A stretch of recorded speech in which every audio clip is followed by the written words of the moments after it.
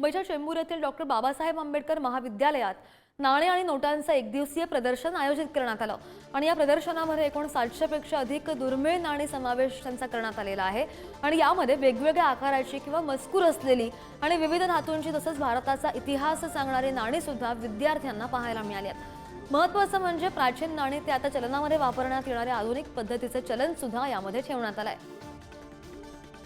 आणि याच दुर्मिळ नाण्यांची ही दृश्य प्रदर्शनामध्ये 700 पेक्षा अधिक दुर्मिळ नाणी पाहायला मिळाली।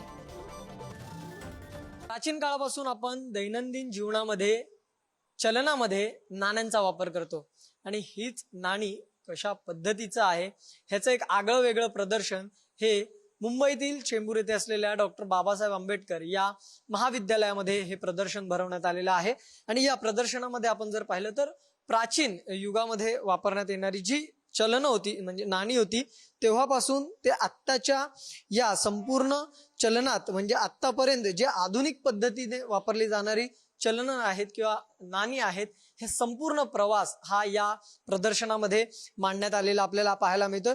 या ठिकाणी असलेली ही प्राचीन युगाची नाणी आहेत।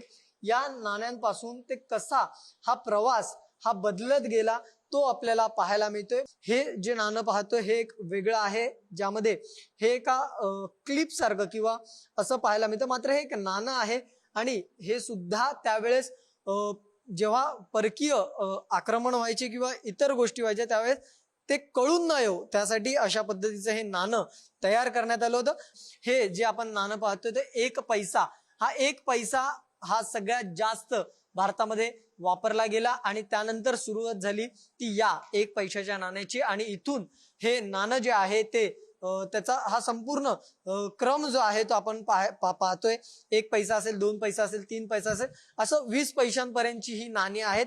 संपूर्णरित्या वेगळा उपक्रम गेल्या 7 वर्षापासून महाविद्यालयात राबवण्यात आला आणि हे वेगळेपण या ठिकाणी नाण्यांचा इतिहास आणि वेगळेपण आपल्याला पाहायला मिळालं।